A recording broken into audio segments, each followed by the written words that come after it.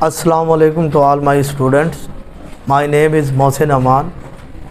Today हमने new chapter जो है स्टार्ट करना है बायोलॉजी का, चैप्टर नंबर 5 सेल साइकिल। तो सबसे पहले हमें सेल साइकिल जो टाइटल है उसमें हमने दो चीज़ को डिफ़ाइन करना है कि सेल क्या होता है, फिर हम साइकिल को डिस्कस करेंगे। सेल जैसे कि मैंने पिछले लेक्चर के अंदर प्लांट टिश्यूज़ की क्लासिफिकेशन में आपको बताया था कि unit of life is called cell, यानी जो सेल ज़िंदगी की इकाई होती है उसे सेल कहा जाता है। और सेल की मैंने डेफिनेशन भी की थी कि set of character which distinguish between living things and non living things, यानी जो जानदार और बेजान में फ़र्क करते हैं उसको हम ज़िंदगी कहते हैं। और मैंने ये भी बताया था कि जो ज़िंदगी रखते हैं वो अपनी नस्ल को बढ़ा सकते हैं और जो ज़िंदगी नहीं रखते वो अपनी नस्ल को नहीं बढ़ा सकते। साइकिल लफ्ज़ जो से है वो उसका जो हम आम ज़ुबान में लफ्ज़ लेते हैं उसे कहते हैं राउंड।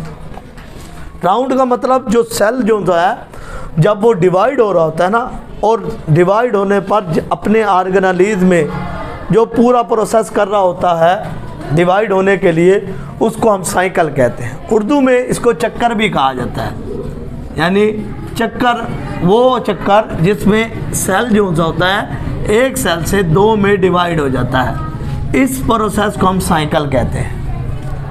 अब सेल साइकिल की जो फेजेज़ हैं वो हमारे पास दो टाइप्स की होती हैं। एक को हम कहते हैं इंटरफेज, दूसरे को कहते हैं माइटोटिक फेज। इंटरफेज ऐसी फेज को कहा जाता है जिसमें सेल अपने आप को डिवाइड करने के लिए तैयार करता है। यानी सेल जो है यहाँ पर क्या होगा, इंटरफेज के अंदर क्या होगा, यानी कि सेल अपने आप को तैयार करेगा डिवाइड करने के लिए, यानी प्रिपरेशन होगी, प्रिपरेशन ऑफ सेल होगा। यानी सेल अपने आप को तैयार करेगा, किस लिए तैयार करेगा, ताकि वो डिवाइड कर सके, यानी वो अपने जैसे नए सेल को तैयार कर सके। इस इंटरफेज में एक चीज़ जो होती है वो नहीं होती डिवाइड, जिसे हम कहते हैं न्यूक्लियस। न्यूक्लियस जो होता है वो डिवाइड नहीं होता, लेकिन बाकी तमाम ऑर्गेनेलीज जो होती हैं वो क्या हो जाती हैं, वो स्टार्ट हो जाती हैं डिवाइड होने के लिए। और माइटोटिक फेज जो होता है इसमें सेल जो होता है वो कम्प्लीटली तौर पर डिवाइड हो जाता है, यानी जो हमारे पास जो सेल होता है उसमें जो ऑर्गेनेलीज रहती थी, हमारे पास न्यूक्लियस रहता था, वो भी डिवाइड हो जाता है। तो माइटोटिक फेज को हम बाद में डिस्कस करेंगे। हम इंटरफेज को डिस्कस करते हैं। इंटरफेज की मज़ीद हमारे पास दो टाइप्स हैं, एक को हम कहते हैं एस फेज और दूसरे को कहते हैं जी फेज। एस से ही हमें समझ आ रहा है कि एस किसको रिप्रेजेंट कर रहा है, सिंथेसिस को, यानी एस इस फेज के अंदर जो सेल होगा वो अपने आप को तैयार करेगा डिवाइड करने के लिए। और जी फेज, जी फेज को दूसरा नाम ग्रोथ फेज, इसको हम या तो ग्रोथ फेज का नाम देते हैं या हम कहते हैं गैप फेज, गैप फेज का नाम देते हैं। ग्रोथ फेज, ग्रोथ से ही आपको समझ आ रहा है कि जो सेल होगा वो अपने आप को स्टार्ट करेगा ग्रोथ करने के लिए, नशोनुमा करेगा। अब ग्रोथ फेज के हमारे पास मज़ीद तीन टाइप्स हैं, जिसे एक G1 फेज, G2 फेज और G0 फेज कहते हैं। अब हम इसको डिस्कस करते हैं और डिफरेंट जैसे सेल गुजरता है उसको देखते हैं।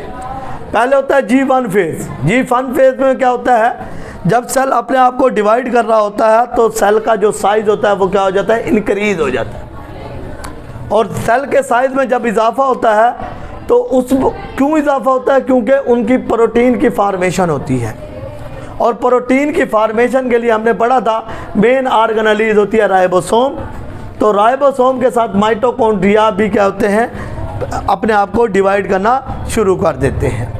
और आखिर में इसके अंदर पाए जाते हैं एंजाइम्स। एंजाइम्स क्या होते हैं, एंजाइम भी प्रोटीन होती हैं और ये जो होता है सेल को डिवाइड करने के रिएक्शन को स्पीड अप कर देते हैं। तो एंजाइम का जो मेजर फंक्शन होता है, एंजाइम का जो मेजर फंक्शन होता है वो किसी भी रिएक्शन को क्या कर देते हैं, स्पीड अप कर देते हैं, यानी रिएक्शन को तेज़ कर देते हैं।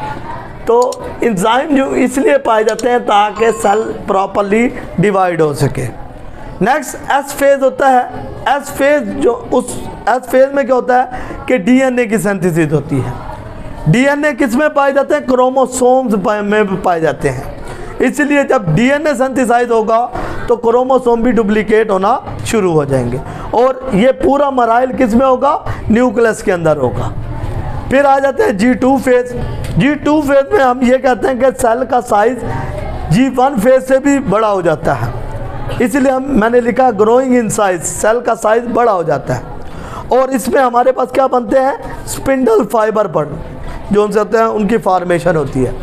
स्पिंडल फाइबर क्या होते हैं, स्पिंडल फाइबर को हम कहते हैं रेशेदार धागों को कहा जाता है, रेशेदार धागे।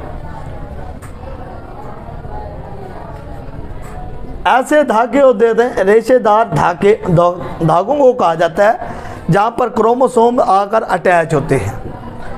अब ये जो स्पिंडल फाइबर की डिस्कशन है ये हम माइटोसिस में जाकर तफसीलन पढ़ेंगे कि ये जो है क्रोमोसोम कैसे आकर अटैच होते हैं। Next G0 phase. G0 phase से ही पता चल रहा है कि ऐसी इस फेज के अंदर जो सेल होगा उसकी ग्रोथ नहीं हो सकेगी, यानी stop growth of this cell, cell की ग्रोथ यहाँ पे नहीं होगी। अब वो कौन कौन से सेल्स होते हैं हमारे जिस्म में जिनकी ग्रोथ नहीं होती, वो हमारे पास होते हैं न्यूरॉन सेल। न्यूरॉन सेल कहाँ पाए जाते हैं, ब्रेन में पाए जाते हैं। ये जो ब्रेन में जो सेल पाए जाते हैं इनकी कभी भी ग्रोथ नहीं होती। तो यानी कि ये परमानेंट इनकी ग्रोथ जो है, परमानेंट इनकी ग्रोथ नहीं होती। लेकिन कुछ होते हैं जो G0 फेज में भी आ सकते हैं और G1 फेज या G2 फेज में भी चले जाते हैं। वो होते हैं हमारे पास लिवर सेल्स या किडनी सेल्स। ये जो होते हैं ये कभी ग्रोथ कर भी लेते हैं और ग्रोथ नहीं भी कर सकते, तो हम इसको टेम्पररी कहते हैं कि यानी ये टेम्पररी, यानी ये जो होता है G0 फेज में आ भी सकते हैं और नहीं भी आ सकते। और एपिथेलियल सेल ऐसे सेल्स होते हैं ये कभी भी G0 फेज में नहीं आते, यानी ये नेवर इंटर दिस फेज। इस फेज के अंदर जो होते हैं ये कभी भी नहीं आते। वो क्यों नहीं आते, जैसे कि मैं एग्जांपल देता हूँ एपिथेलियल सेल की, कि हमें चोट लग जाए हमारे जिस्म के किसी भी पार्ट को, जैसे कि मैं इस उंगली की एग्जांपल दूँ, तो अब उंगली खुदा न खास्ता अगर कट जाए तो क्या होगा कि फ़ौरन खून ब्लड कोटिंग होगी और फ़ौरन जो होता है खून रुक जाएगा। यानी ये एपिथेलियल सेल्स हैं जो फ़ौरन ग्रोथ करते हैं और ब्लड को स्टॉप करा देते हैं। तो ये एपिथेलियल सेल्स ही होते हैं जो G0 फेज में नहीं आते। ये